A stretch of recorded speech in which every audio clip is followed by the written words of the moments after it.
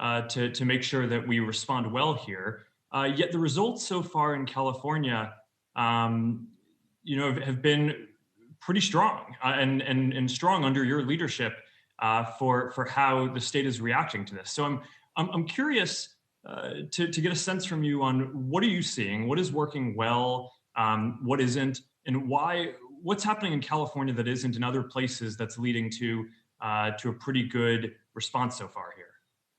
No, I appreciate that, Mark, and I appreciate the opportunity to join both of you today. And it's a question we're asking ourselves a lot, and it's a question I know that others have pondered and some have opined. And I think it's just too early to tell. Look, let me contextualize where we are in this state. We were one of the first, in fact, we were the first state to start dealing directly with our federal government as it relates to COVID-19. We were the first state to bring in those repatriated flights onto military bases within the state of California. The first one came late January, and we started socializing the significance of this moment, just dealing with the protocols or procedures related to individuals on the military bases and the concern around people coming off those bases. We had the Grand Princess, feels like a year ago, but it was only a few weeks ago where we had to repatriate the Grand Princess, and it required us to put together all these processes and protocols on screening, isolation, self-quarantine, and begin to procure sites throughout the state of California. But it also primed a consciousness in this state around what was potentially coming. That led to local officials leading. It led to our efforts at the state level to do a stay-at-home order for all seniors 65 and over, and then the first state to do the physical distancing stay-at-home at scale. And then as a consequence of all of that, it's bought us, we think, just enough time that we can procure the physical space that we need within our hospital delivery system to get more PPEs, ventilators, and then ultimately today, what we're announcing, efforts to get more people and personnel to staff. So we just think we've done nothing more than buying a little bit of time, but we're not spiking the football. So we're all staying at home and doing our best to be socially distancing. But what else? What should we be expecting will come next? I think the key is not to run the 90-yard dash. The physical distancing we're doing, we quite literally believe is saving lives. And it's the question I get, and I'm sure you guys get it all the time as well. And that is, what individually can I be doing to meet this moment? And there's nothing more important or potent than that physical distancing. In some ways, it's not social distancing in the context that we want people to socially connect. No one understands that better than you two. We just want them physically to create the kind of distance where we can keep other people safe and healthy and all conduct ourselves as if we're positive, even if we haven't gotten the test. If we develop symptoms, to appropriate ourselves accordingly, but to assume that we do in the context of how we engage others, particularly loved ones and community members. The biggest mistake we can make is that we pull the ripcord before we've landed, that we somehow feel like, well, we've got this. And you know what? It's already been a few weeks, and that playground or park, that beach is looking really, really nice. And, no one else seems to be out there. So why don't I go out there and play a little volleyball? That's the worst mistake we can make at this moment. So what's your message to folks for what they should expect over the coming weeks and couple of months? Well, let me be sober, Mark. Today we announced just in the last 4 days that we've seen a tripling of ICU beds. We've seen a doubling in the last 4 days of our hospital patients. We've done, though, a couple things to prepare for that beyond just dealing with surge. And the surge capacity in the state we're calling for is to get to 2/3 greater capacity than where we started, from 75,000 beds within our current system to 125,000 beds. But we've also done something else important, and that's slack. And that's reduced the census within the existing delivery system, eliminating elected surgeries and looking at ways to do more outpatients so we can really prepare for this.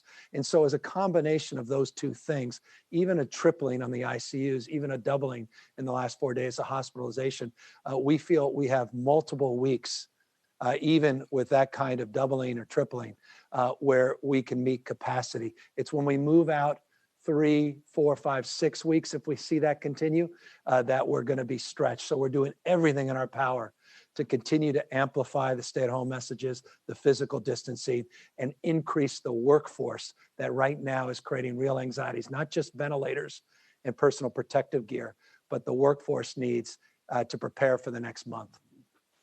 So maybe one more before we go to the news that you were just talking about at the press conference before this. But when you look, as a head of the state, at the responses that other countries have had, whether it's Italy, South Korea, Singapore, Taiwan, what are you taking as the lessons from those places for how you're leading California through this period? Well, they took it seriously at a scale, candidly, we're still not. When you talk about the physical distancing, the fact that you couldn't even do essential business without having someone there to check your temperature, people appropriating themselves with the appropriate face masks, even if they're not N95s, those quality masks that we talk so much that are critical for our nurses and our doctors, but still doing what they can to keep themselves and others from contracting the virus. Their testing protocols and regimes. I know, and I appreciate that we're making progress in this space, but we did not meet the moment from the onset in terms of scaling the testing as some of the other countries have on a per capita basis. New York's stepping up. We're getting there. This has been a stubborn thing for me. It's been a little frustrating. The lack of community testing, community surveillance, the more targeted testing to really understand where we are and where we're going to be able to answer the question you just asked me more substantively, and that is what to expect in the next weeks and months, the antibody tests, the serology that we could be doing, that we're getting there. But the throughput, the diagnostics, the delay in getting test results continue to be stubborn compared to some of those countries that you mentioned, where I think they leaned in a little bit more aggressively on the onset. Yeah. Great. I've been thinking about the folks on the front lines doing incredible work in keeping everyone healthy and helping people recover, a lot of friends and colleagues. You made a specific call to action today for them to get involved. Could you tell us more about that? Well, we need to surge, as I said, not just our beds, not just our personal protective gear, but we also need to surge our capacity in this system to provide, by providing the kind of flexibility that's required that, boy, Priscilla, you understand as a practitioner firsthand.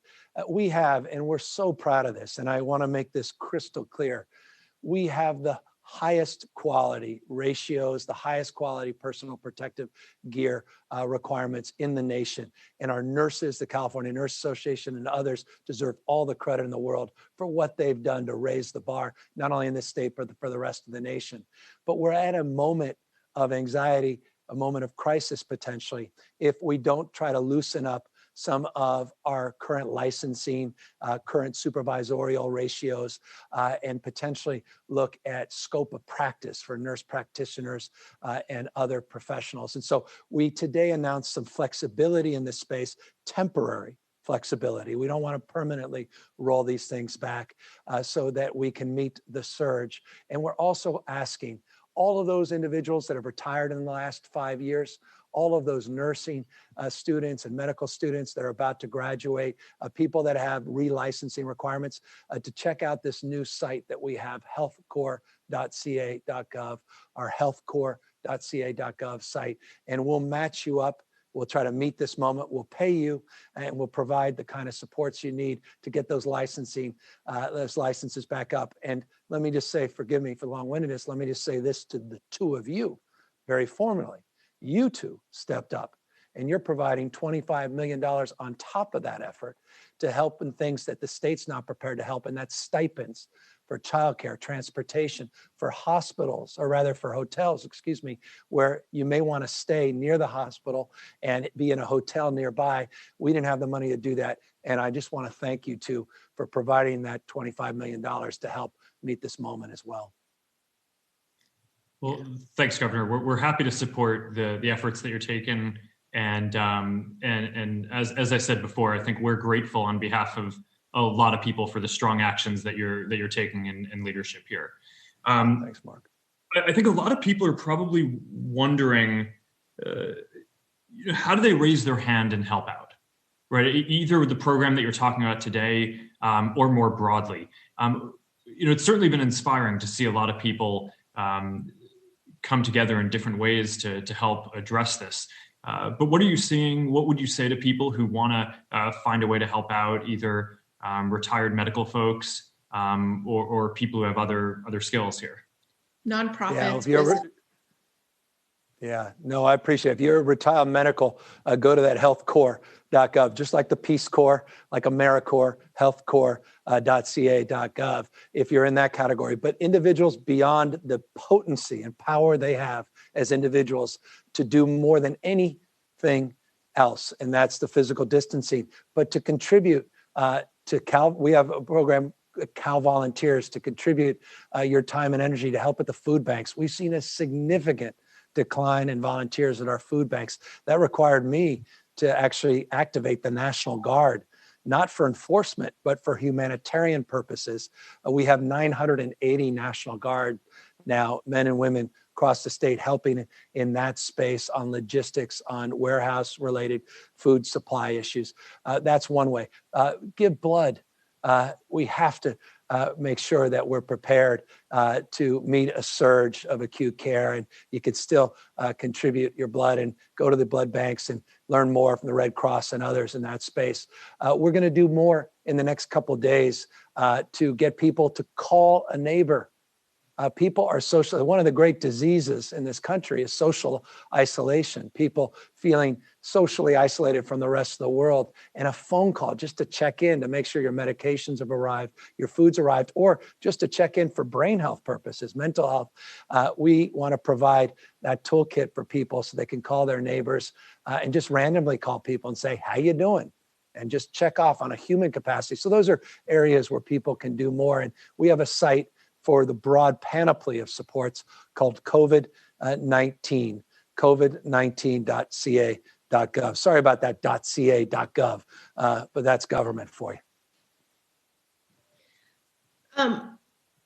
There's a lot of news about hospitals preparing and work that's happening on the front lines, a floating military hospital coming in. How are we doing in terms of bed capacity and ICU capacity in California? I know we're such in a polarized frame, a political frame. We're in a presidential election year, and there's been a lot about governors and the president. Let me just, in the frame of your question, just make this point. The president of the United States directly himself directed the USNS Mercy to the state of California. And he did it before we were in acute crisis, so we can prepare not just the ship, but we can prepare for what the ship will do to decompress the rest of our healthcare delivery system. And I'm really grateful to him. And I mean that. I don't say that lightly. Heck, we're involved in 68 lawsuits with the Trump administration. I'm happy to call balls and strikes. But if you're going to call balls and strikes, you have to thank the administration and the president directly for that. But also, he provided these FMS, these field medical stations, which are a fancy way of saying 250 bed stations. There's 8 of them, 2,000 medical tents that are going up, 4 that are going up in the next day or 2, one that's already operational, that is helping, again, deal with the surge and allow us to decompress the rest of the system. But the question you asked is even more sophisticated in the need for a response that is not just in the aggregate, meaning the total number of beds in the hospital system, it's where they're located.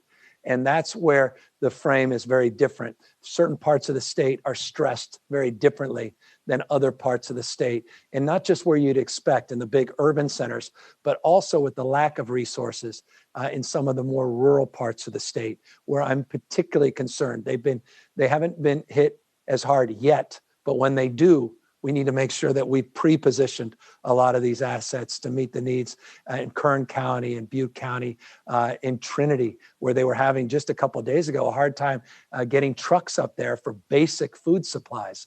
So when we're complaining about lack of toilet paper, they were complaining about more than toilet paper up in Trinity.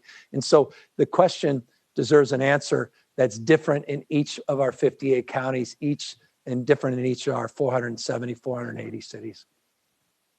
And what are you seeing on the other types of resources besides beds and ICUs, things like masks, other PPE, ventilators. How are we doing on that? And what more support do you need on that? Well, we did better than most at first because I was blessed to inherit 21 million N95 masks. We worked with the Trump administration, the FDA, to get a waiver because a lot of those had expired, but they were cold stored, and they were in very good condition. So we were able to get most of those out. It's not nearly enough. And I use N95s as a proxy because that includes coveralls and gloves and shields and more traditional surgical masks we're still in need of. But let me tell you specifically, as of this morning, we have distributed 32.9 million N95 masks. We have ordered, I'm not making this up, Mark, Priscilla, ordered 101 million more N95 masks. When you hear people talking in the tens of thousands or hundreds of thousands, they're not having a real and honest conversation with you. We need to be talking in the millions, tens of millions, in a state as large as ours, hundreds of millions. We need 1 billion glove sets in the state of California. And we need these ventilators. I got to tell you, if there's any anxiety I have on the supply side of things, it's the vents. And we need people from around the world. If they've got something in their basement, even component parts, send them our way. If you're in a community college and you're using one for training, send them our way. If you're in a surgical center and you're using anesthesiology, and maybe we can convert those to vent, send them our way. If you have any of these that you can procure for us directly, and you can get a ship or a plane to another part of the globe, send them our way, because we only have received 170 in a state of 40 million from the federal government. It's not a complaint, but they went directly to LA County, and they came, unfortunately, not working. We were able to get them up to your friends and neighbors in Silicon Valley over the weekend, and we fixed all of them. We're sending them back down to LA County, but we're going to need to get more.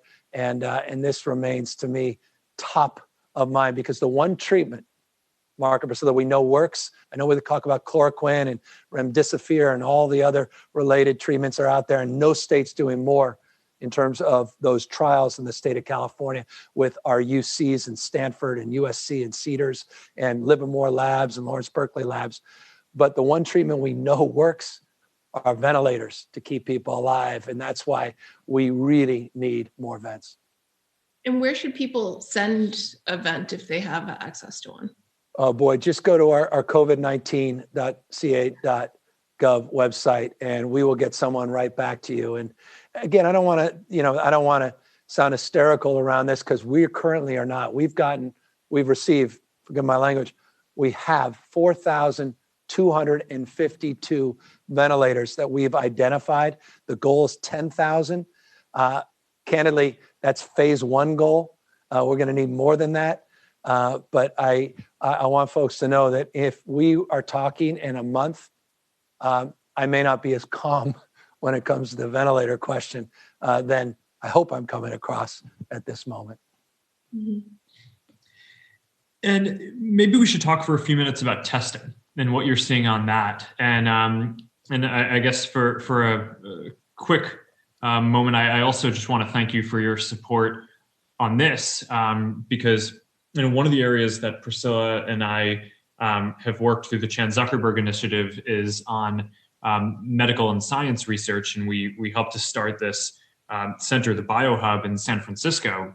And working with your administration, basically have been able to repurpose a lot of the equipment and capacity that we have there in order to stand up more testing capacity there. But that's, of course, just one thing in the stream of work that you and your team have been working on. So what are you seeing there? How are we doing overall? Where do we need to get to, both to be able to support people in terms of individual treatments, but also for developing a broader public health strategy of understanding what's going on across the population?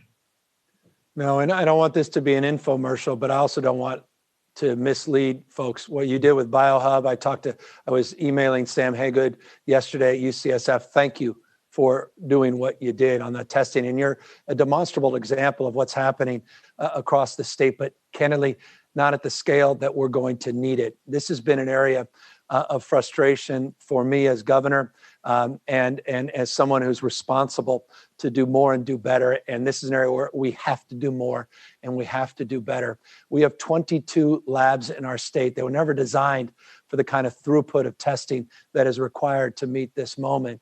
And while many of those were up and running early on, and we were doing the tests, we started running out of reagents and these RNA extraction kits. And so we couldn't do as much as we'd like. And no sooner did we start getting more RNA extraction kits and more reagents, then we started having problems with specimen sample collection and the media to carry the specimen. That's the swabs. It's not an excuse. It's just to punctuate that a lot of what we see as headlines and a lot of what we're hearing on the news, it's not as good as it may sound.